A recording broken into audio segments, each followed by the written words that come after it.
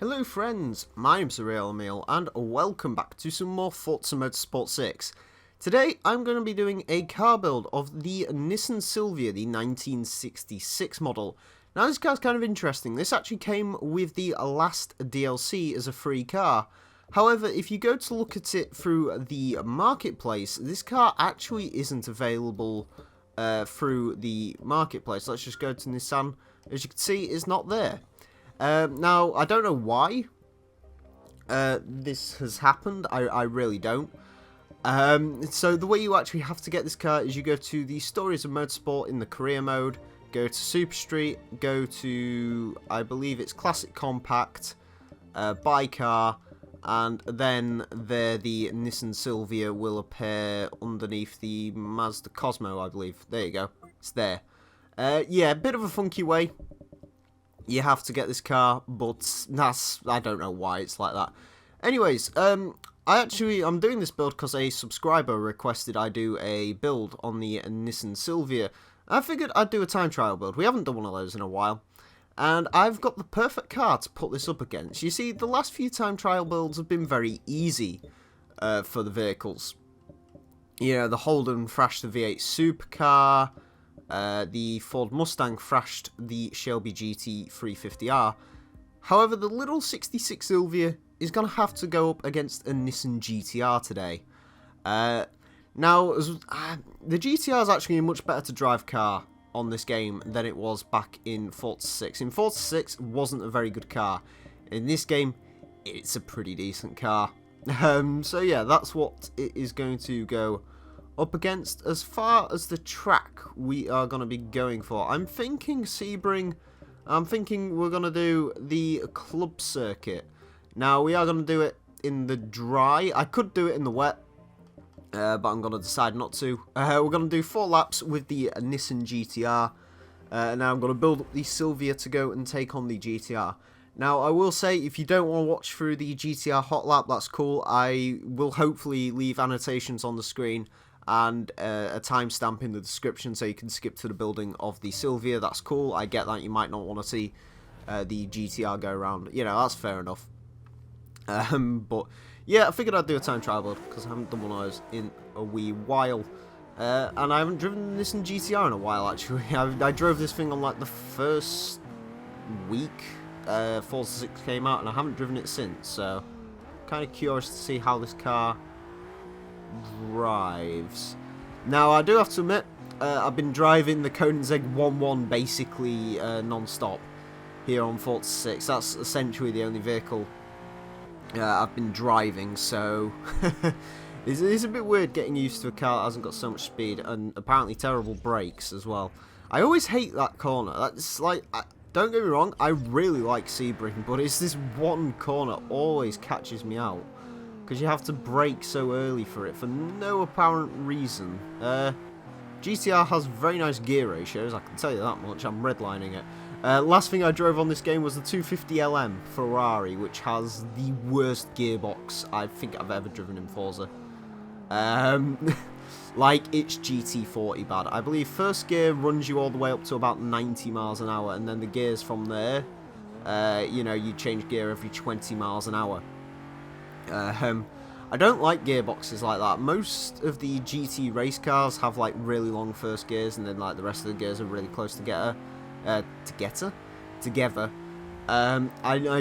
don't usually like that, so I usually tinker with the gear ratios when it comes to GT cars. But yeah, that 250LM really doesn't have the nicest gearbox in the world. However, the GTR is a pretty nice handling car. On Forza 5, this car had some like serious understeer issues. It's 4-wheel drive, and to be honest with you, the GTR does weigh quite a lot. Like, I think, is this car heavier than an Audi R8? I don't remember. I know the R8 and this well, they actually both drive relatively similar. The GTR was a bit more understeery, the R8 was a bit more prone to oversteer. They both felt kind of heavy. In this game, GTR doesn't feel nearly as heavy, which is a plus point. Understeer, it is present, don't get me wrong. but, you know, it's a four-wheel drive car with a fairly large amount of power, so that is, of course, to be expected. I apologise if you can hear a load of huffing and puffing in the background. For some reason, my dog has decided to be a complete arse. As soon as I hit record, she just started making lots of noise, which is typical. I'm actually recording this quite late. It's about 11 o'clock. The reason I'm recording this late is because I'm actually I'm working quite a bit next week. Run up to Christmas, gets quite busy. So yeah, I've got quite a few hours next week. So I figured I would record a video, just so I could get one out for Monday. I didn't have a video out for today, so yeah, that's why I'm recording this. And yeah, I might record a couple more videos tonight. You'll probably be getting 2 episodes of Forza Top Gear laps this week, just because I've sort of got 2 episodes ideas, and I've been like the last episode I've recorded that one quite quickly. I actually finished doing that one today, so I'll probably move on to my next episode idea, and then we'll see where we go from there. So you probably get 2 episodes of Forza Top Gear laps, hopefully some builds as well. To be honest with you, I'm still not ready to just go back to doing the Let's Play videos just yet. Still got a couple of issues with them, so I won't be going back to Let's Play this week, maybe next week, I don't know. I might just leave it till after Christmas, to be perfectly honest with you. But the Forza content, actually, I do want to welcome all the new subscribers, actually. We did get a influx of new subscribers thanks to the DLC videos over the well, since last week. The DLC came out. We had an influx of new subscribers, so hello, welcome all. My name is Real Emile. I crash stuff and are genuinely terrible at all racing games. But you probably know that already because you saw me test drive the 1-1. Although, to be fair, that test drive went a lot better than I was expecting it to. So, I mean, this GTR test drive has gone a lot better than I was expecting it to. I haven't actually been keeping track on the old lap times. I think every lap we've got has been a dirty, so yeah. Maybe I should have kept a track on that, but oh well. Anyways, we are gonna go and cross the line. What is the time to beat for the Silvia? A 1:12.405. Okay. I'm gonna write that on my hand because I'm that professional. 1:12.405. Okay, excellent. Right, let's go and build us up a Silvia and see if it can combat the Nissan GTR. My predictions, I'm not too sure. I haven't actually looked into what you could do to the 66 Silvia, so I don't know. I mean, I don't know what engine swaps or anything you can get in this. Although, judging by the rest of this series, whenever I've expected a car to fail, it's done very well. So, yeah, this might be the biggest challenge yet, because this car is actually, it starts off as E-Class. You know, it's not a very it's fast car from stock, so this is going to be interesting. Anyways, let's take a look at the engine swaps. What can we do? 2.6 litre inline 6, that is from a Nissan Skyline. 1.6 turbo rally. I haven't used turbo rally in anything yet. And a 3 litre V8 racing. I think that's the Aerial Atom engine. That could be tempting. It's between. I do want to use turbo rally in something. Actually, I've got a perfect car in mind to use turbo rally in, so I think we're going to use the Aerial Atom V8. That bumps the horsepower up by almost 400. It actually lowers the weight as well. So yeah, we're going to go with the Atom V8. Ooh, should we take... It's 620... Ah, yes, of course. Gotta have that. Now, I kind of want to leave it rear-wheel drive. Now, the reason for that is I sort of want to try it out. I'm sort of trying to work out whether I just want to get rid of twin turbos and go four-wheel drive, or whether not to. I think I might risk it and actually just leave it. Not, I might just, you know, not go for the four-wheel drive, actually. Yeah, sounds like a plan. Why not? Let's stick some race tyres on it. Now, this thing, by the looks of it, is going to go above the... Yeah, it's really going to go above the GTR's PI. I'm going to set myself a cap of 750 PI. Maybe. I'm still tempted to take the twin turbos off, actually. I mean, that does reduce the weight some more. Sod it. Actually, you know what? We're going to keep it naturally aspirated. 475 horsepower is pretty decent. What's four-wheel drive? Yeah, that shoots the PI up. Yeah, we're gonna leave it rear-wheel drive because why not? I've just remembered I'm missing many vital parts. So let's go and get those. We need brakes because of course we do. It's quite an old car, this. It's got drum brakes, I assume. Race suspension. Yep, we need that. We're going to get a roll cage, of course. Yeah, that bumps the PI up massively because, of course, this isn't a particularly modern car. It definitely needs a roll cage to get that rigidity up. Rigidity. I can't say that word. I'm actually thinking I might put some wheels on this. I've never put wheels on any one of these builds, but I think we need some lightweight wheels, and I've got an idea. I actually really like those. The HREs, what are they? 945 RLs? I'm failing English, I apologise. Yeah, I really like those wheels, so we're going to have some of them. They do weigh a bit less, although I think I might have just bumped the weight up by increasing the size of them, but whatever. It doesn't really matter. We won't have race weight reduction. Let's get sport in. Right, 750 PI. I don't really want to touch the engine. I don't really know if I actually want to do anything else to this other than just lighten it up a bit more. And do some slight tuning to it. I really don't know, like, what way this car's gonna go. Whether it'll actually be quicker than the GTR or not. It does weigh a hell of a lot less than the GTR, however, it's rear-wheel drive, and actually the power isn't too far off the GTRs either. I assume this might have better straight line. What are we doing? 3.4 seconds to 60, 182 mile an hour top speed. Okay. Let's go and dive into some of the tuning settings, just so we can have a... Ooh, okay. Interesting gearbox. There we go, much better. Well, apparently not statistically, but it will be when we're actually on the track. We are going to increase the downforce a bit. That is the thing I'm concerned about with this, the actual rear-end grip of the car. I actually tried to do a Datsun 2000 build. I wasn't very happy with the recording on that one. I tried to do a Datsun 2000 build. I ended up using the Ariel Atom engine, and that actually handled pretty damn decently. So hopefully this car will go much of the same way. We'll have to find out anyways. Yeah, I don't think I've ever used like the Ariel Atom V8 in any videos, or actually I think the first time I ever swapped it into anything was with the Datsun 2000 engine, so it's kind of a weird engine to swap into a car. You'd never really think of the Ariel Atom V8 as sort of like a good engine swap. Sounds quite nice though. I do wish you could swap a rotary into this, but apparently not. Okay, off the line, wheel spin.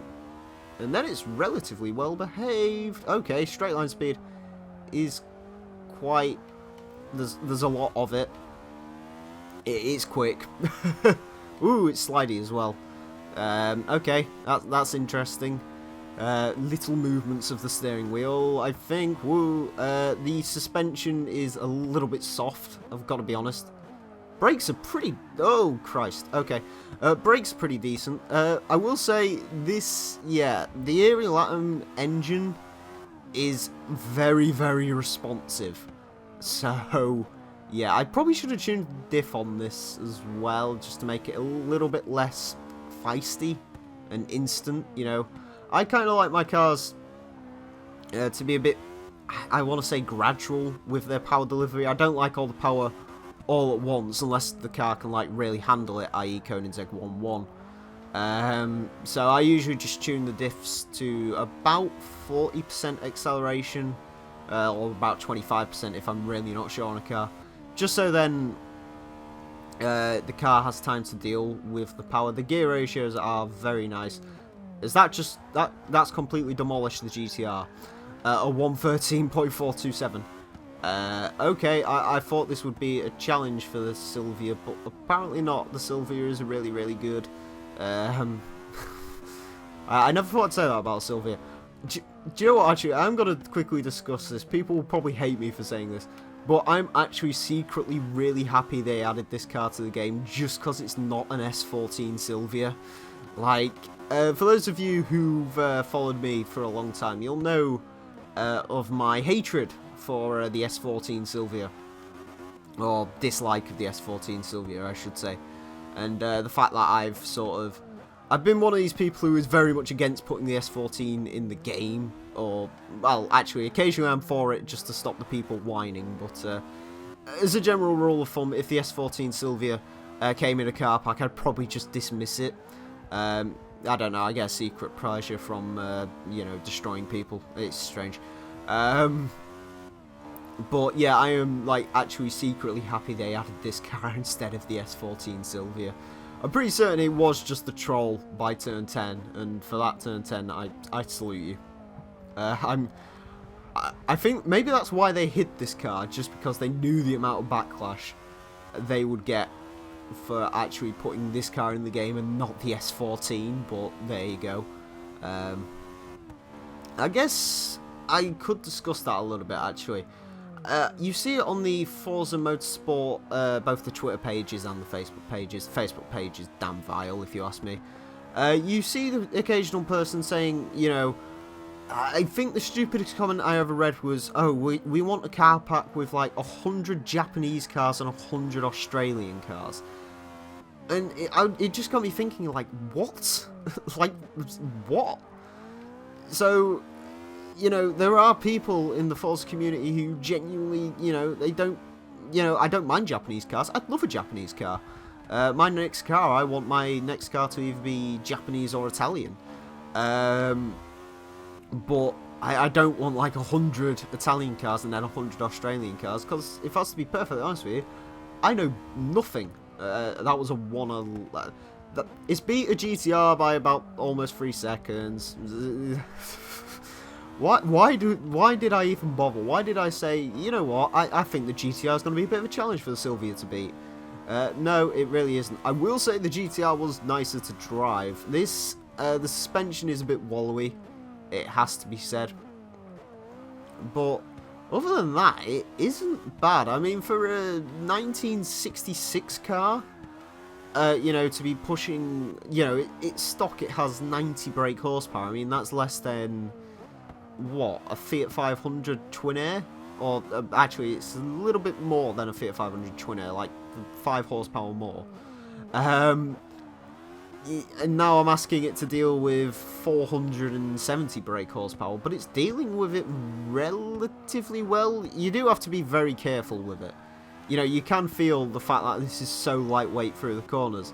But to be honest with you, like, a stock Aerial Atom handles worse than this car does. It's actually pretty damn decent, it has to be said. Across the line, a 111.433. Ooh, actually, no, that doesn't beat the... sorry, for some reason I thought the GTR did a 114. The GTR did a 112.405, I apologise for that. The Silvia did a 111.433. So, the Silvia beats the GTR by a second, so that's pretty good. Again, I do want to reiterate, I apologise, I thought the GTR did a 114 for some reason. I should have had it, like, written down in big letters in front of me. That was a major cock-up on my part, but I can't be bothered to re-record this. Anyways, friends, the 66 Silvia, overall, fairly decent car. It looks pretty cool with them rims on, I do have to say.